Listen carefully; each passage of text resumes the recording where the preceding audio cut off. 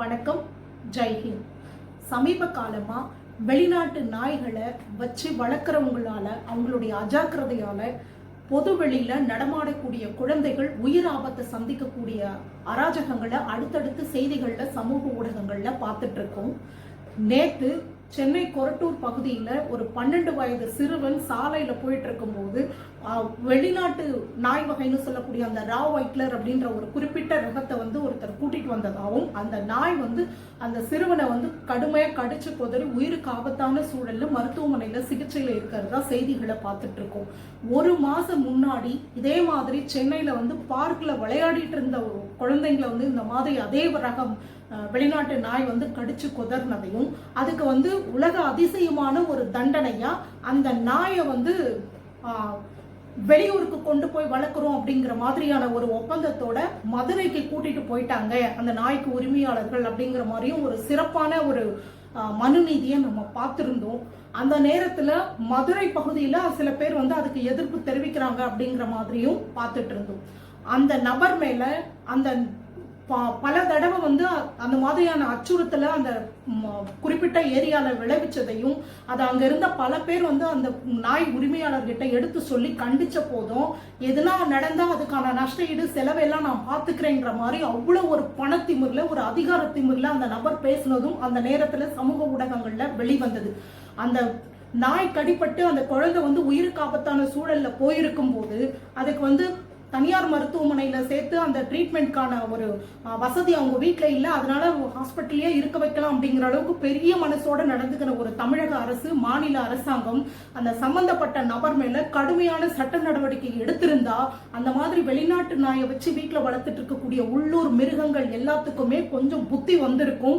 அடுத்தடுத்து இந்த மாதிரி சம்பவங்கள் நடக்காம தடுத்திருக்க முடியும். ஆனா இங்க சட்டம் அப்படிங்கறதெல்லாம் எதிர் சித்தாந்தத்தை சார்ந்தவங்களுக்கும் இல்ல ஒரு சாமானிய மக்களுக்கு மட்டுமே பொருந்தும், பணபலமோ அதிகார பலமோ இருக்கவங்களுக்கு பொருந்தாது. அதுலயும் குறிப்பா ஆளுங்கட்சிக்கு வேண்டியவங்களுக்கு எந்த நிலையிலுமே பொருந்தாது அப்படிங்கிற மாதிரியான ஒரு சூழலை தான் நம்ம இங்க கண்ணு முன்னாடி பார்த்துட்டு இருக்கோம்.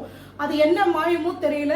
அந்த வெளிநாட்டு நாயை வளர்த்தவருக்கு எந்த பிரச்சனையும் இல்லை, அவரோட பேர் கூட செய்திகள்ல வராம பார்த்துக்கிட்டாங்க. அதோடைய பலன் அந்த மாதிரி நாயை வளர்த்துட்டு இருக்கக்கூடிய உள்ளூர்ல இருக்கக்கூடிய மனித மிருகங்கள் ஒண்ணுத்துக்கு கூட அந்த பயமோ இல்ல ஒரு தயக்கமோ இல்லாம சர்வ சுதந்திரமா அந்த நாயை கூட்டிட்டு இவங்க வெளியில போனதோடைய பலன் நேத்து கொரட்டூர்ல இன்னொரு குழந்தை பாதிச்சிருக்கு. செய்தியில சமூக ஊடகங்கள்ல வரக்கூடியதுன்றது இது 2 தான். ஆனா இந்த மாதிரி நிறைய விஷயங்களை தமிழகம் முழுக்க பார்த்துட்டு இருக்கோம்.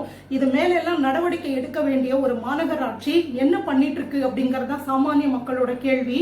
ஒரு வீட்டுல மழை தண்ணி தேங்கிட்டு இருந்தா கூட அதுக்கு வீட்டுக்கு அபராதம் விதிப்போம், தொற்று நோய் பரவிடும் அப்படின்னு காமிக்கக்கூடிய அக்கறை, ரோட்ல பசுமாடு நடமாடிடுச்சுன்னு சொன்னா அதனால விபத்து வருது அப்படின்னு காமிக்கக்கூடிய அக்கறையில உயிர் ஆபத்தை விளைவிக்கக்கூடிய இந்த நாய்களை வளர்க்கக்கூடிய அந்த உள்ளூர் மிருகங்கள் மேல ஏன் காமிக்கல, ஏன் அவங்க மேல எந்த நடவடிக்கையும் இல்லை அப்படின்றதான் கேள்வி.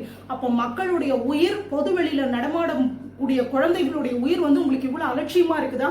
இன்னும் சில நாள்ல பள்ளி திறக்க போகுது.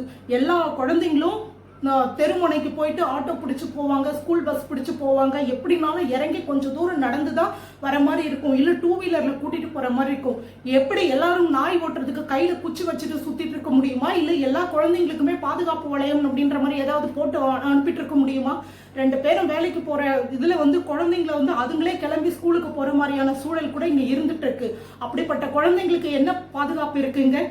ஒரு 16-17 வயசு பசங்களை கூட எந்த தைரியத்துல ஒரு வெளியே அனுப்ப முடியும்? ஒரு கடைக்கோ இல்ல வேற எதுக்கோ ஒரு டியூஷனுக்கோ அனுப்புறாங்கன்னு சொன்னா கூடவே 24 மணி நேரம் பெத்தவங்க போயிட்டு இருக்க முடியுமா? பெத்தவங்களை கடிக்காதா அந்த நாய்? பெரியவங்களை கடிக்காதா? இன்னும் எத்தனை உயிர் போனா தமிழக அரசு, மாநகராட்சி, சென்னை மாவட்ட நிர்வாகம் இந்த வெளிநாட்டு நாயை வளர்க்கிற உள்ளூர் மிருகங்கள் மேல நடவடிக்கை எடுப்பீங்க? இன்னும் எத்தனை உயிர் போனா உங்களுக்கு மனம் திருப்தியாகும் அப்படிங்கறதுதான் கேள்வி.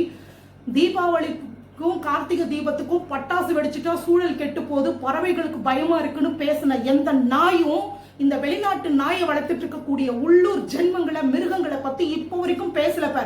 அங்க சந்திச்சிருக்குது உங்க மனிதாபிமானமும் உங்க சட்டம் ஒழுங்கும். இனிமேலாவது நடவடிக்கை எடுத்தீங்கன்னா உங்களுக்கு அதுல உடன்பாடு இல்லை, உங்களுக்கும் அதுக்கு தொடர்பு இல்லை அப்படிங்கிறது நிரூபணமாகும். இனியும் வேடிக்கை பாக்குறீங்கன்னா எல்லாருமே கூட்டு களவானீங்கன்றத மக்கள் தெரிஞ்சுக்குவாங்க. என்ன பண்ண போறீங்கன்னு பாக்குறோம்.